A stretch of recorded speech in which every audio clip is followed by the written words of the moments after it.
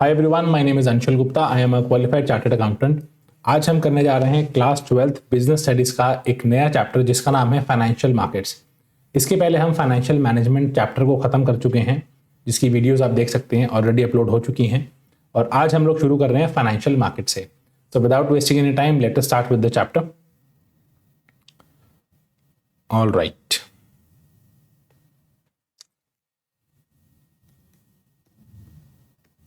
Concept of financial market. Financial market का concept क्या है, क्या चीज है ये, क्या मतलब है इसका, क्यों बनाई गई है, वो हम एक बार समझ लेते हैं।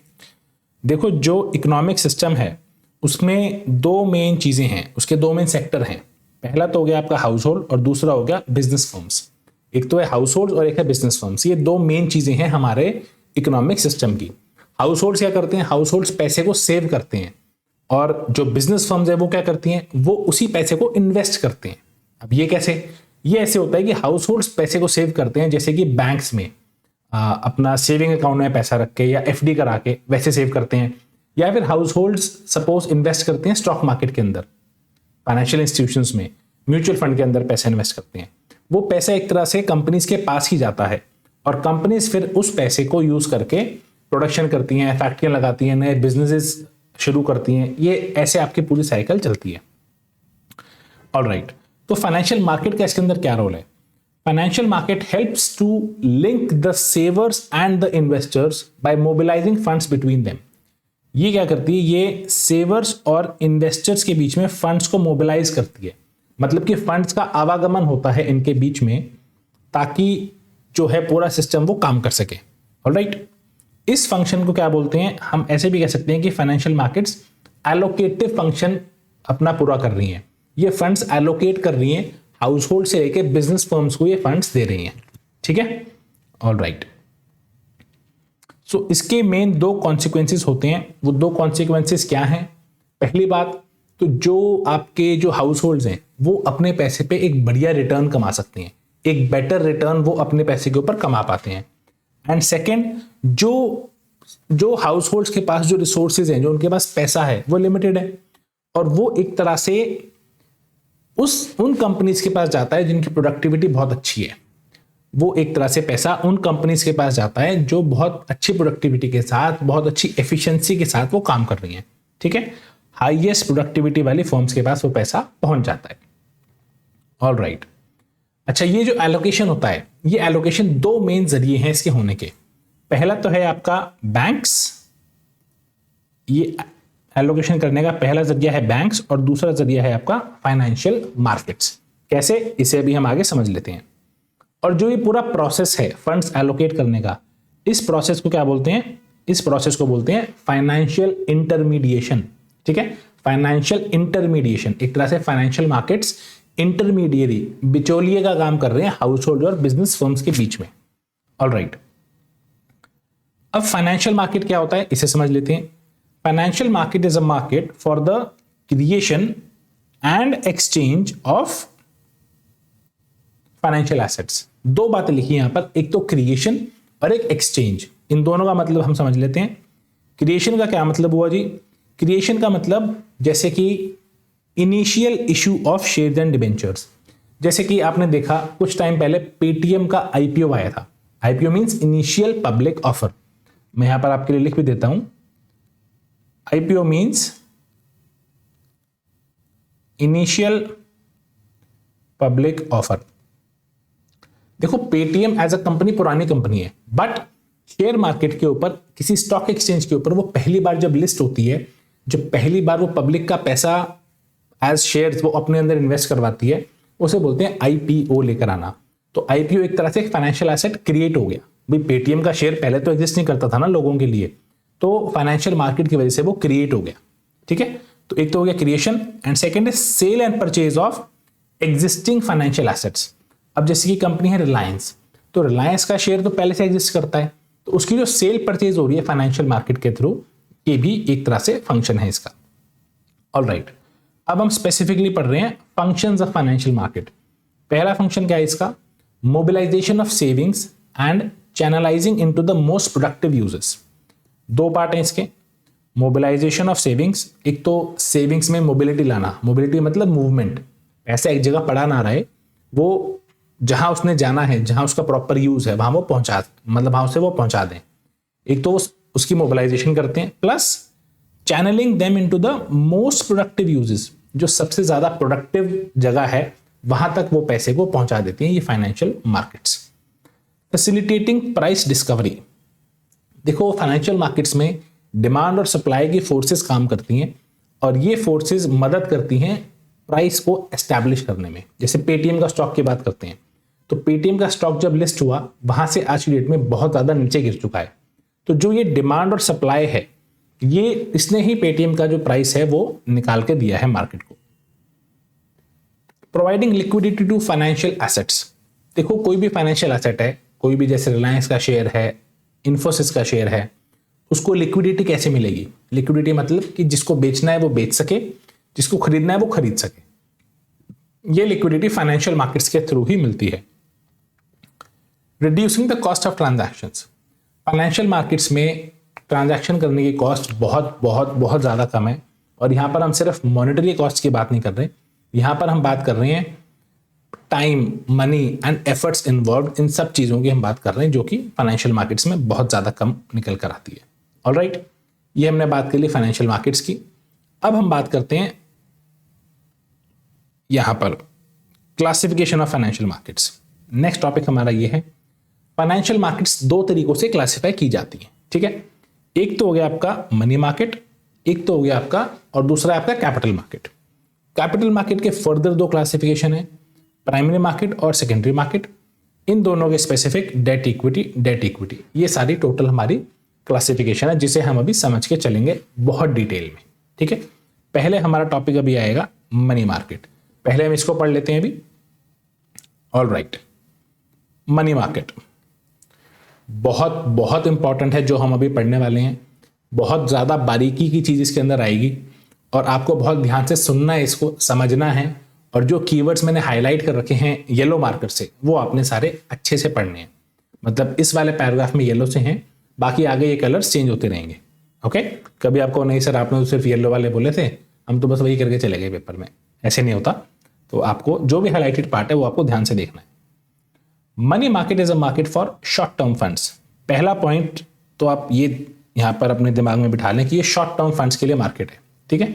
अगर आपको कम समय के लिए, कुछ दिनों के लिए या फिर कुछ महीनों के लिए पैसा चाहिए तो आप इस मार्केट में आ सकते हो।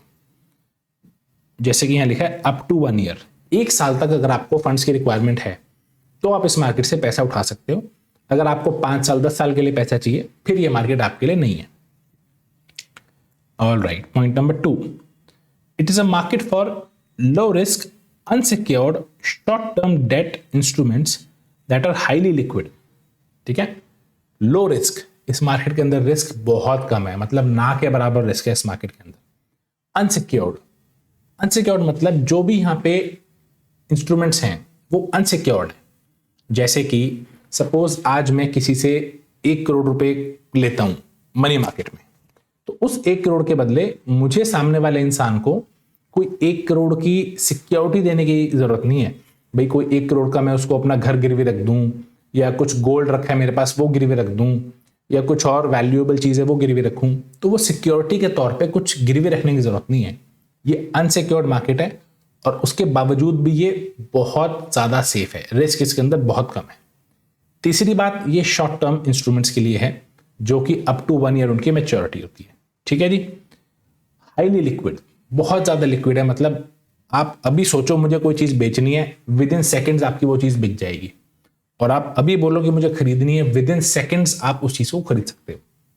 ये मतलब होता है लिक्विडिटी का, कि जब चाहूं मैं आधी रात को बोलूं तो आधी रात को मेरा माल बिक जाए और मुझे खरीदना हो तो मुझे मिल जाए, ठीक है। मुझे वेट ना करनी पड़े कि यार जब कस्टमर आएगा, कोई ग्राहक आएगा तब माल बिकेगा, वो सब ड्रामेबाजी नहीं चाहिए।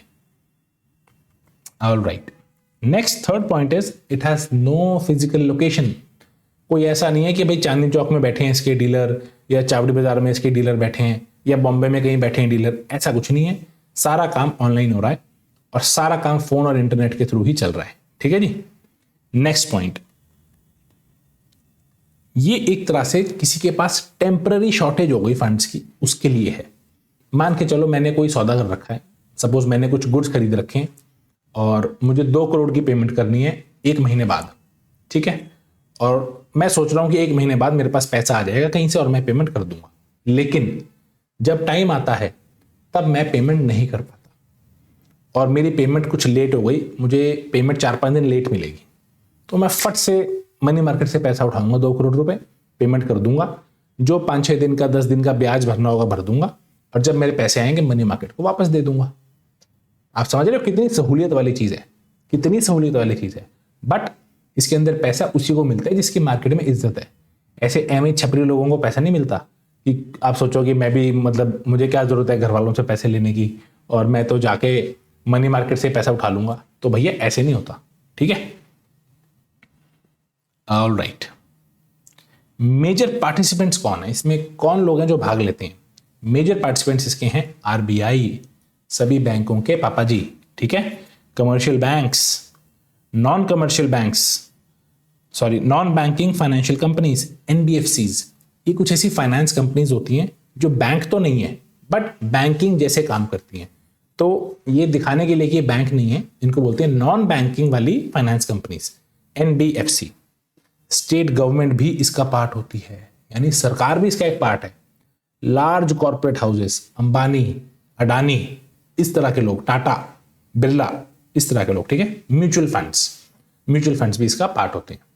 एक बार मैं दोबारा रिवाइज करा देता हूं आपको ये सारे पॉइंट्स। पहली बात, ये शॉर्ट टर्म फंड्स के लिए है, बहुत कम रिस्की है, अनसिक्योर्ड है, हाईली लिक्विड है, कोई फिजिकल लोकेशन नहीं है, टेम्पररी शॉर्टेज ऑफ फंड्स के लिए यूज कर सकते हो आप इसे। इसके पार्टिसिपेंट्स कौन है? Reserve bank, commercial banks, NBFCs, state governments, mutual fund, ये सब इसके पार्टिसिपेंट्स होंगे। अब ये तो पढ़ लिया हमने कि मनी मार्केट क्या चीज है, ठीक है। अब मनी मार्केट के इंस्ट्रूमेंट्स कौन से हैं, मतलब कौन कौन से इंस्ट्रूमेंट्स हैं, किस किस तरह के इंस्ट्रूमेंट्स हैं। भाई मनी मार्केट तो एक मार्केट हो गई, उसमें 4, 5, 6, 8, 10 तरह की सिक्योरिटीज की खरीद बेच होती है। अब वो सिक्योरिटीज क्या हैं और उनके अलग अलग फीचर्स क्या हैं। भाई किसी को सिक्योरिटी ए अच्छी लगती है, किसी को बी, किसी को सी, किसी को डी। हर सिक्योरिटी का अपना मतलब है और एक अपना पर्पज है, ठीक है। तो अब इसकी हम सिक्योरिटीज की बात कर रहे हैं। पहला इसके अंदर आता है ट्रेजरी बिल, ठीक है, very important, very very important. Treasury bill क्या होता है, ये मैंने आपके लिए जितने भी इसके अंदर की वर्ड्स और की पॉइंट्स हैं वो मैंने आपके लिए यहां पर लिख रखे हैं। 10 पॉइंट मैंने यहां पर लिख रखे हैं, पूरा आपको एक्सप्लेन कर रहा हूं, ध्यान से सुनते जाओ, फिर ये 10 पॉइंट आपको एक बार रिकॉल करा दूंगा, ठीक है। ऑल राइट, फर्स्ट है इसके अंदर आपका यस, ये डॉट तो ज्यादा बड़ा है, इसको ले लेते हैं। Yes, treasury bill. Treasury bill short term है, ठीक है। शॉर्ट टर्म तो हमने पढ़ लिया, मनी मार्केट पूरी शॉर्ट टर्म है, तो शॉर्ट टर्म वाला पॉइंट तो आप सब में लिख देना, कोई दिक्कत नहीं है। Short term borrowing by the government of India, मतलब ये पैसा उधार कौन ले रहा है? गवर्नमेंट ऑफ इंडिया ले रही है, ठीक है। लेस देन 1 ईयर की इसकी मैच्योरिटी है। इसको हम जीरो कूपन बॉन्ड भी बोलते हैं, जीरो कूपन बॉन्ड। आगे पढ़ते हैं इसका क्या मतलब होगा। Issued by RBI on behalf of the central government, मतलब सेंट्रल गवर्नमेंट आरबीआई को फोन करके बोलती है कि देख भाई मेरे को पैसे की जरूरत है और 100 करोड़ रुपए के जीरो कूपन बॉन्ड यानी ट्रेजरी बिल्स इशू कर दे, और जो पैसा आएगा वो पैसा मेरे को दे दे, मेरी गारंटी है ये पैसे तुझे इतने दिनों के बाद या इतने महीनों के बाद मिल जाएंगे। गवर्नमेंट पैसा उधार ले रही है आरबीआई के थ्रू, आरबीआई को बोल रही है गवर्नमेंट। अब मोदी जी खुद थोड़ी कहेंगे कि हाँ जी मैं ये ट्रेजरी बिल निकाल रहा हूं, पैसे दो मुझे। आरबीआई के थ्रू होता है सारा काम, alright. Treasury bills are issued in the form of a promissory note, एक तरह से सरकार प्रॉमिस कर रही है कि हाँ हम आपको पैसे वापस देंगे और कोई भी दिक्कत नहीं है, बहुत सेफ होते हैं ये। Highly liquid and have an assured yield, negligible risk of default. पहली बात तो हाईली लिक्विड, जब मर्जी इसको खरीद लो, जब मर्जी बेच लो। यानी कि अगर मेरे पास एक्स्ट्रा पैसे हैं और मैं चाहता हूं मैं ट्रेजरी बिल खरीद लूं और सरकार को 1 करोड़ रुपए मैं दे दूं उधार, दे सकता हूं, और उस पैसे के ऊपर सरकार मुझे इंटरेस्ट पे करेगी। तो ये एक तरह से हाईली लिक्विड है, मतलब मैं आज चाहूं आज खरीद लूं, कल मैं सोचूं कि मुझे बेचने हैं तो मेरे से बेच के मेरे जैसा कोई और आदमी है वो खरीद लेगा। वो भाई सपोज आज मैंने सरकार को 1 करोड़ रुपया दे दिया और 1 करोड़ के ट्रेजरी बिल ले लिए। अब कल को मैं सोच रहा हूँ यार मैंने तो दे दिए सरकार को, लेकिन मुझे तो पैसे की ज़रूरत एकदम से आ गई और गवर्नमेंट के साथ कॉन्ट्रैक्ट है 3 महीने बाद पैसे मिलेंगे, लेकिन मुझे तो ज़रूरत एकदम से है। तो मैं मेरे जैसे किसी इंसान को वो ट्रेजरी बिल जब मन करे तब बेच सकता हूँ मार्केट प्राइस के अकॉर्डिंग, और वो बंदा मुझे पैसे दे देगा, मैं उसे वो बिल्स दे दूंगा। कल को मैच्योरिटी पे सरकार उस बंदे को पैसे दे देगी, उससे वो बिल वापस ले लेगी। ठीक है, हाईली लिक्विड है। अश्योर्ड यील्ड मतलब गारंटीड होता है कि इतना % आपको मिलेगा तो मिलेगा, एफडी की तरह होते हैं ये। नेग्लिजिबल रिस्क ऑफ डिफॉल्ट, कोई रिस्क ही नहीं है डिफॉल्ट का, भैया सरकार भी डिफॉल्ट कर देगी फिर तो हो गया काम। Issued at a price which is lower than face value and repaid at par. इसके लिए आप ये एग्जांपल समझ लो, किसी इन्वेस्टर ने मान लिया 91 डेज का बिल खरीद लिया 1 लाख रुपए का, तो सरकार क्या करती है, सरकार उसको वो बिल देगी 96,000 में और उसको बोलेगी कि भैया 91 डेज बाद तुम आना और 1 लाख ले जाना मेरे से। एक तरह से सरकार उससे 4,000 रुपए कम देगी, सॉरी सरकार उससे 4,000 रुपए कम लेगी। सरकार उसको 96,000 का वो बिल दे देगी और उसमें लिखा रहेगा कि मैच्योरिटी पे भैया तेरे को 1 लाख रुपए मिल जाएंगे, और 1 लाख रुपए वो जो है सरकार उसे मैच्योरिटी पे दे देगी। तो ये होते हैं issued at lower than their face value and repaid at par. Face value 1 lakh रुपए थी, उससे कम में इशू हुई है 96,000 में, and they will be repaid at par. Difference between the price, जो ये डिफरेंस है भाई 96,000 और 1 लाख में जो 4,000 का फर्क है, इसे हम बोलते हैं डिस्काउंट। ठीक है, treasury bills are available for minimum 25,000 रुपए एंड इन मल्टीपल्स देयरऑफ। मतलब आप 10,000 का चाहोगे, 15,000 का या 30,000 का, 35,000 का आपको नहीं मिलेगा, या तो 25,000 का मिलेगा या 50,000 का, 75,000 का, 1 लाख का एंड सो ऑन। 25,000 की टेबल में आपको मिलेंगे। ठीक है, नेक्स्ट टॉपिक देख लेते हैं। एक बार मैं इसको आपको रिकॉल करा देता हूं, बहुत सारे पॉइंट्स हैं इसमें। शॉर्ट टर्म के लिए होते हैं, गवर्नमेंट ऑफ इंडिया इशू करती है, 1 साल इसका मैक्सिमम पीरियड होता है, इसे जीरो कूपन बॉन्ड भी बोलते हैं, आरबीआई के थ्रू इशू किए जाते हैं ये प्रॉमिसरी नोट के फॉर्म में होते हैं, हाईली लिक्विड, और इसमें नेग्लिजिबल रिस्क ऑफ डिफॉल्ट होता है। इसका जो इशू प्राइस होता है वो फेस वैल्यू से कम होता है, रिडीमेबल एट पार, और जो डिफरेंस होता है उसे हम डिस्काउंट बोलते हैं, और 25,000 के मल्टीपल्स में ही ये मिलते हैं। 12 पॉइंट हमने अभी कवर कर लिए हैं। ठीक है, ऐसे ऐसे आप अगर कीवर्ड्स यहाँ लिख लेंगे अपनी बुक में भी, एग्जाम टाइम में सिर्फ ये कीवर्ड एक बार देखने हैं और आपका पूरा आंसर आपके सामने है। अगर आपको ये 10-12 कीवर्ड याद हैं तो आप फटाफट से, आपको एग्जाम टाइम में ये इतना सब कुछ बुक पढ़ने की जरूरत ही नहीं है, सीधा ये कीवर्ड याद है, आप अपने कीवर्ड्स के हिसाब से आंसर फ्रेम कर लोगे और आपका काम हो जाएगा। All right, next is commercial paper. Commercial paper is a short term unsecured promissory note negotiable and transferable by endorsement. देखो शॉर्ट टर्म है, ये बात तो आप सब में लिख देना, क्योंकि शॉर्ट टर्म तो मनी मार्केट का फीचर है और ये सारे मनी मार्केट के ही इंस्ट्रूमेंट्स हैं। ठीक है, all right, negotiable and transferable by endorsement, delivered with a fixed maturity period, issued by large and credit worthy companies, जैसे कि रिलायंस, टाटा, इस तरह की बड़ी बड़ी कंपनीज ही इसे इशू कर सकती हैं। और इसमें एक तरह से शॉर्ट टर्म फंड्स आपको मिल जाते हैं at lower interest rates than market rate. Suppose market में इंटरेस्ट रेट चल रहा है लोन का 7%, 8%, तो ये हो सकता है 5% में आपको मिल जाए, ये हो सकता है आपको 5% में ही मिल जाए कमर्शियल पेपर। बट ये मिलते किसको हैं, जो बड़े बड़े हाथी लोग हैं, रिलायंस, टाटा, बिरला, अडानी, अंबानी, इस तरीके के लोगों को मिलते हैं ये, क्योंकि इनके आपस में मोटे खर्चे हैं, मोटे लेन देन चलते हैं, 100 करोड़, 200 करोड़, 500 करोड़, तो इस तरह के बड़े बड़े अमाउंट होते हैं। तो ये लोग आपस में इंटरेस्ट रेट बहुत कम रखते हैं, 15 दिन से लेकर 1 साल तक की इसकी मैच्योरिटी होती है। ठीक है, तो इस हिसाब से ये इशू होते हैं। All right, next is call money. As the name suggest कि ऐसा पैसा है, कॉल, फोन करते हैं हम किसी को, कॉल मनी, फोन करो और मंगवा लो, available on call. Call money एक शॉर्ट टर्म फाइनेंस है which is repayable on demand. भैया जब मैं फोन कर दूंगा तब पैसा देना पड़ेगा। मतलब इसका हिसाब साफ है, ये नहीं कहता कुछ कि भाई 6 महीने का पीरियड है, 90 दिन का है, 3 महीने का है, हमें कोई मतलब नहीं। रीपेबल ऑन कॉल, मतलब जब मैं तेरे को फोन करूंगा तब जितना पैसा मैंने दिए सारा लेके मेरे घर आ जाइए, सीधी सी बात है इसकी तो, ठीक है। रीपेबल ऑन कॉल, इसका मैच्योरिटी पीरियड क्या होता है, 1 डे to 15 डेज, 1 से 15 दिन तक ही होता है ये।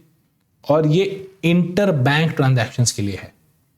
मतलब सपोज देखो, बैंकों को ना कुछ बैलेंस मेंटेन करके रखना पड़ता है, 100 करोड़, 500 करोड़, 1000 करोड़, कुछ भी हो सकता है, वो डेली फिगर होता है कि भाई बैंक तेरे पास इतना बैलेंस होना चाहिए एज पर आरबीआई। अब क्या होता है, यहां लिखा ना देखो, commercial banks have to maintain a minimum cash balance known as cash reserve ratio, इसे हम बोलते हैं सीआरआर टेक्निकल लैंग्वेज में। अब हो सकता है सीआरआर मेंटेन तो करना है, बट आज पैसे कम है आईसीआईसीआई बैंक के पास, एचडीएफसी के पास भरमार रहा है पैसे की, बहुत पैसा है, टेम्परेरी हो जाता है, कभी किसी को जरूरत पड़ जाती है। तो आपस में कमर्शियल बैंक के बीच में कॉल मनी चलता है, 1 दिन से लेके 15 दिन तक ये पैसा मिलता है। और एचडीएफसी बैंक जब चाहेगा फोन करके पैसे मंगवा लेगा, जब मांगेगा तब आईसीआईसीआई को पैसे देने पड़ेंगे, चाहे वो जहां मर्जी से ला के दे, ठीक है। तो इसके मेन पॉइंट्स क्या है, ऑन डिमांड है ये, 1 से 15 दिन के लिए है, इंटर बैंक ट्रांजैक्शन के लिए ये, ठीक है। ऑल राइट, जो इस पे इंटरेस्ट की पेमेंट होती है उसे हम क्या बोलते हैं, जो इस पे इंटरेस्ट की पेमेंट होती है जिस इंटरेस्ट रेट पे, उसे बोलते हैं कॉल रेट। सपोज 4% है, 5% है, तो उस रेट को बोलते हैं call rate. Highly volatile rate होता है ये, कभी एकदम से कम हो जाता है, कभी एकदम से ज्यादा हो जाता है। सपोज आज आरबीआई कह दे कि जी जो आपको रेशियो मेंटेन करना था, पहले तो इतना था, अब वो रेशियो बढ़ के इतना हो गया है, रेशियो बढ़ा दिया हमने, और आपको पैसे हमारे पास जमा करा कर रखने पड़ेंगे। तो पैसे की डिमांड बढ़ जाएगी और ये कॉल रेट भी बहुत ज्यादा बढ़ जाएगा, ठीक है। मतलब आर टू आर, घंटे टू घंटे का रेट है। आपने 2 बजे पता किया रेट चल रहा है कुछ, हो सकता है 3 बजे रेट कुछ और हो जाए, तो इस हिसाब से चलता है। Next is certificate of deposit.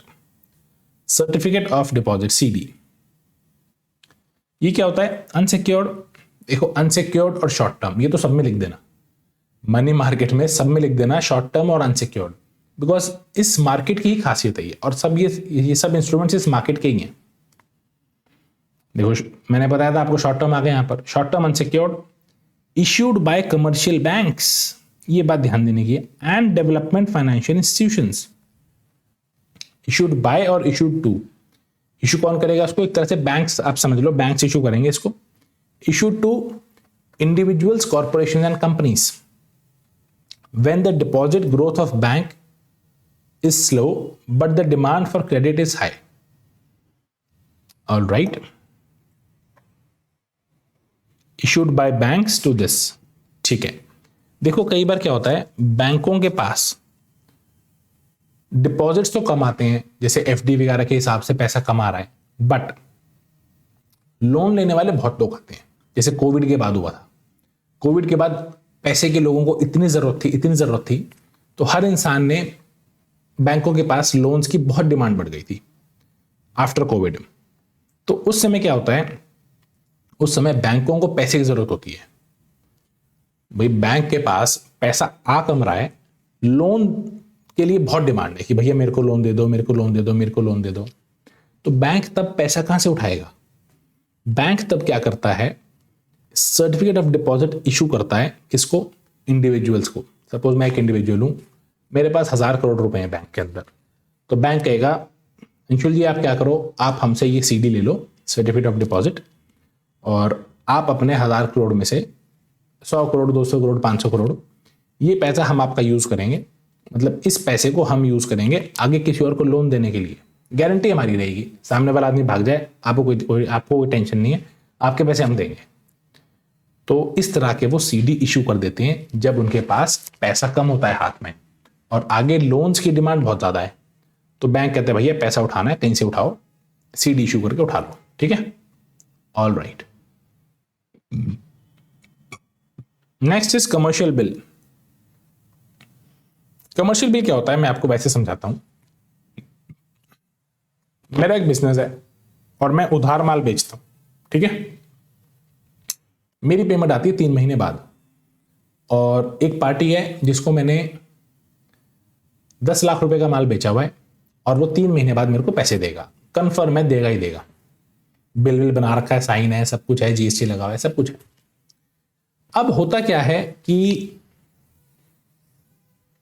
1 महीना बीत जाता है और मुझे पैसे की एकदम से जरूरत आन पड़ती है। एकदम से मुझे चाहिए कि भाई पैसा मुझे चाहिए, वो 10 लाख रुपए। मैंने सामने वाले से रिक्वेस्ट करी, मैं कहा जी मेरे को जरूरत है, ये पैसा आप मुझे दे दो और आपको मैं डिस्काउंट कर देता हूँ 1% 2% का। सामने वाले ने कहा भैया देखो जेन्युइन सी बात है, मेरे पास पैसा अभी तो है नहीं, मैं आपको 3 महीने बाद का जो टाइम है तभी दूंगा। मैं कहा जी ठीक है, क्या कर सकते हैं, अब मैंने तो अग्रीमेंट कर रखा है आपसे, बिल है मेरे पास आपका 3 महीने बाद का। तब मैं क्या करता हूं, मैं तब चला जाता हूं बैंक के पास। मैं बैंक को बताता हूं जी देखो ये सिचुएशन है, 10 लाख रुपए मैंने इस बंदे से लेने हैं, 1 महीना हो चुका, 2 महीने और होंगे, 2 महीने बाद ये आदमी पैसे दे देगा, बिल विल सारी चीजें आप चेक कर सकते हो, आप उस बंदे का प्रोफाइल चेक कर लो, बंदा बहुत बढ़िया है।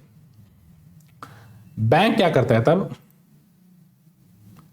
बैंक तब क्या करेगा, बैंक सब कुछ चेक करके अगर उसे सब समझ में आता है तो बैंक बोलेगा जी मैं सेटिस्फाइड हूं, आप ऐसा करो, आप ये बिल और सब चीजें मेरे को दे दो और आप मेरे से 9,80,000 रुपए ले जाओ, 20,000 रुपए मेरा प्रॉफिट, और 2 महीने बाद मैं उस बंदे से जाके 10 लाख रुपए ले आऊंगा। मैं कहा जी कोई दिक्कत नहीं, डन है, डन, मेरा तो काम हो गया। इस तरह की ट्रांजैक्शन को बोलते हैं कमर्शियल बिल वाली ट्रांजैक्शन, ठीक है। ओके,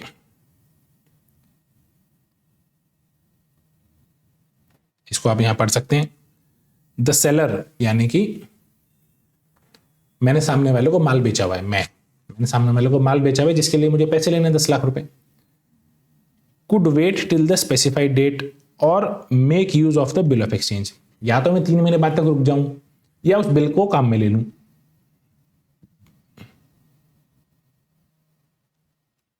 जो बायर है जब वो उस बिल को एक्सेप्ट कर लेगा, भी मैंने जब बिल बना के दिया उसने एक्सेप्ट कर लिया, उस समय वो बिल एक मार्केटेबल बिल बन जाता है, that is a trade bill, ठीक है। These bills can be discounted, मैं 10 लाख के बदले 9,80,000 ले रहा हूं ना, तो मैंने डिस्काउंट कर दिया उसको।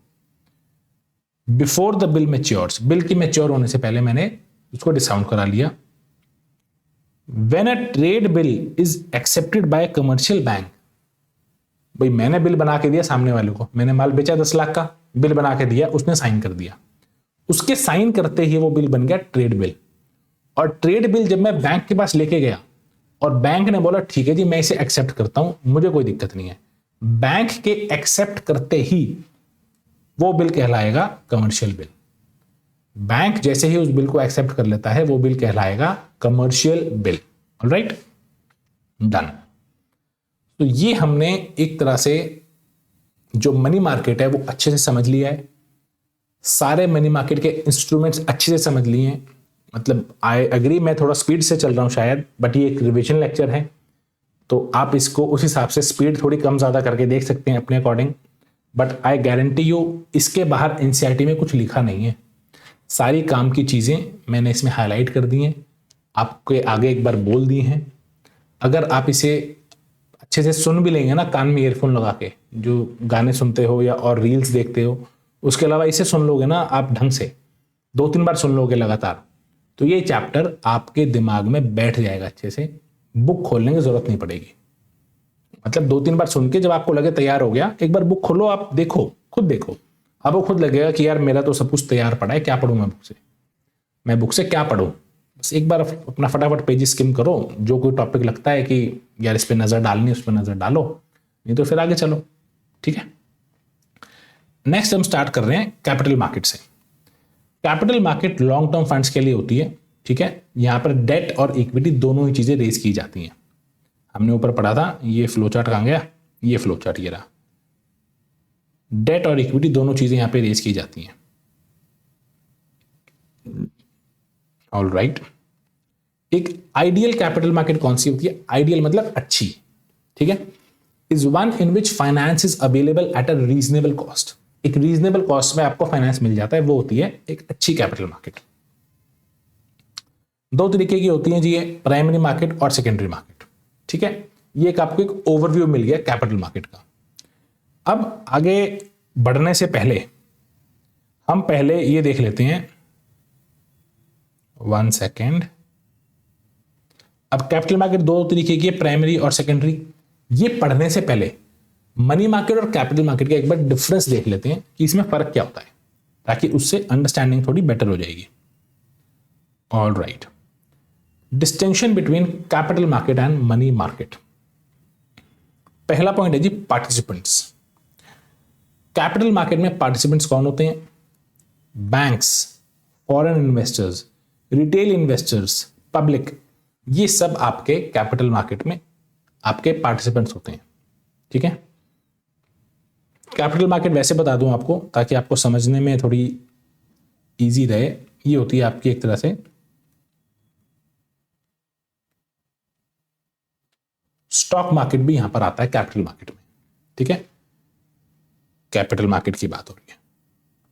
अब आप उस एंगल से सोचना तो आप अच्छे से समझ पाओगे। बैंक्स भी आते हैं इसके अंदर, आपके फॉरेन इन्वेस्टर्स भी आते हैं जो इंडिया के बाहर के लोग पैसा लगाते हैं, रिटेल इन्वेस्टर्स आपके मेरे जैसे लोग शेयर्स खरीद रहे हैं वो भी आ गए, पब्लिक भी आती है इसके अंदर।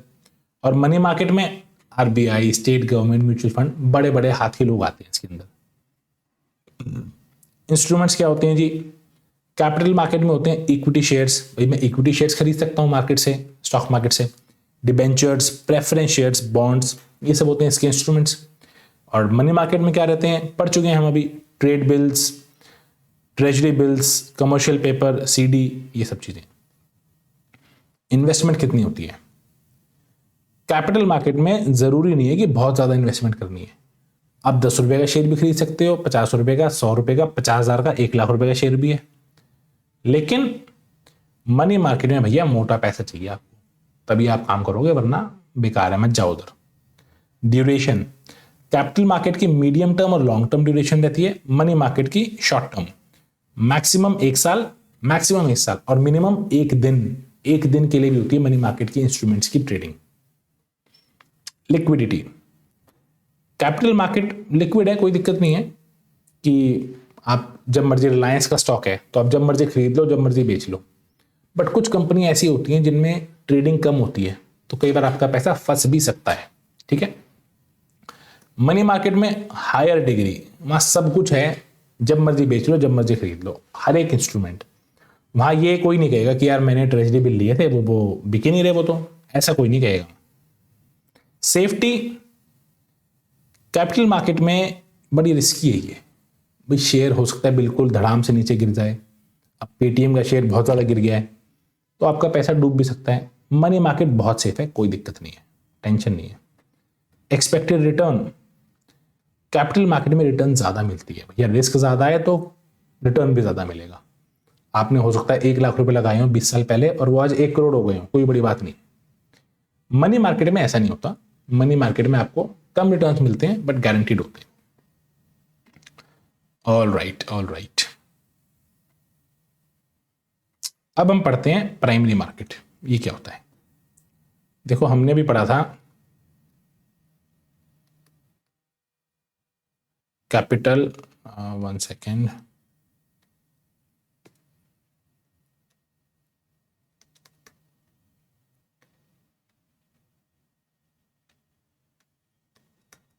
कैपिटल मार्केट दो तरीके की होती है,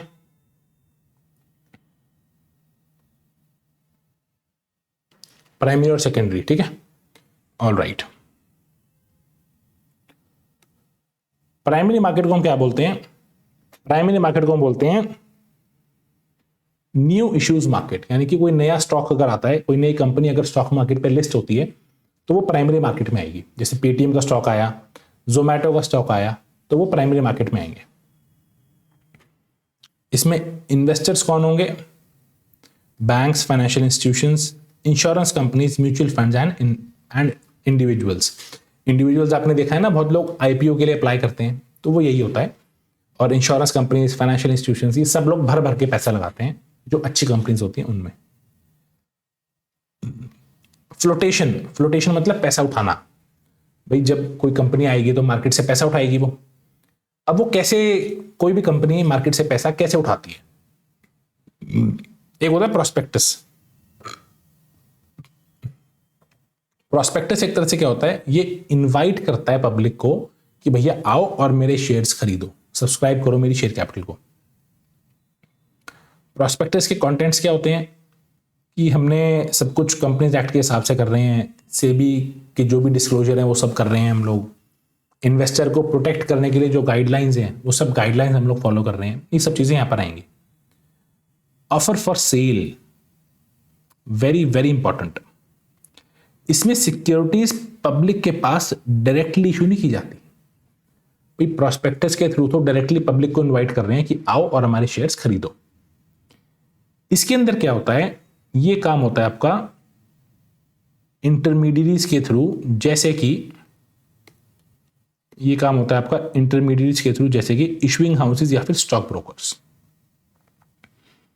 कंपनी क्या करती है, कंपनी एक अग्रीड प्राइस पे, भाई कंपनी ने ब्रोकर के साथ पैसे तय कर लिए कि भैया 500 रुपए का एक शेयर आपको मिलेगा और ये 5 लाख शेयर हैं, ये या 10 लाख शेयर हैं, ये आपको खरीदने पड़ेंगे।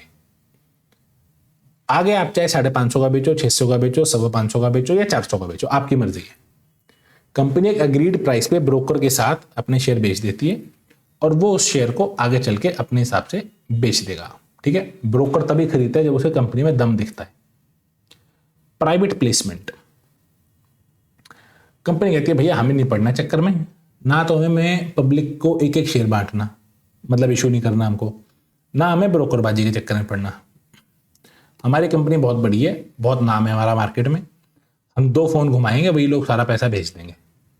तो कंपनी कुछ सिलेक्टेड इंस्टीट्यूशनल इन्वेस्टर्स या कुछ सिलेक्टेड इंडिविजुअल, उसे पता है इस आदमी के पास पैसा रखा है और ये देने के लिए तैयार है, उसको फोन मारती है और वो पैसा वहां से ले लेती है। प्राइवेट प्लेसमेंट, ठीक है।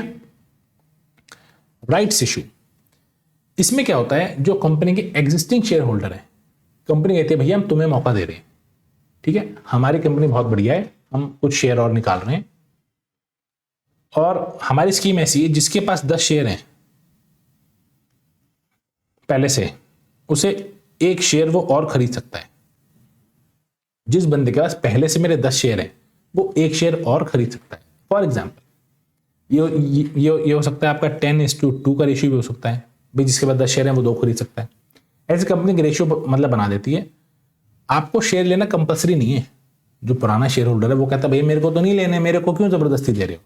कंपनी कहती है मत लो भाई, तुम्हारी मर्जी है, ऑप्शन दे रही हूं मैं, तो लेना है ले लो, नहीं लेना है तो मत लो। EIPOs, ये एक ऑनलाइन सिस्टम है स्टॉक एक्सचेंज का, जिसे हम इनिशियल पब्लिक ऑफर बोलते हैं। इसके अंदर सारा काम ऑनलाइन होता है, लोग अप्लाई करते हैं IPO के लिए, कुछ लोगों को IPO मिल जाता है, फिर वो आगे चल के उन्हें कंपनी के शेयर्स भी अलॉट हो जाते हैं, उनकी मर्जी है, फिर वो बेचें या रखें उनकी मर्जी है। ठीक है, यहां तक की ये चीज हो गई है। अब नेक्स्ट है आपका टॉपिक सेकेंडरी मार्केट, इसे हम कल की क्लास में कवर करेंगे। आई होप यहां तक आपको चीजें क्लियर हुई होंगी, सब कुछ समझ में आया होगा। नहीं समझ में आया तो इस वीडियो को एक बार दोबारा जरूर देखना, आपका पूरा चैप्टर क्लियर हो जाएगा। फिर भी कोई डाउट रह जाए तो do tell me in the comment section below, और कोई टॉपिक है आपकी मर्जी का जो आप चाहते हैं मैं पहले टेकअप करूं, कोई स्पेसिफिक चीज में डाउट है आपको तो वो भी आप मुझे जरूर बताना। I will surely consider it and take that thing on first priority. Till then, bye bye, take care, thank you so much.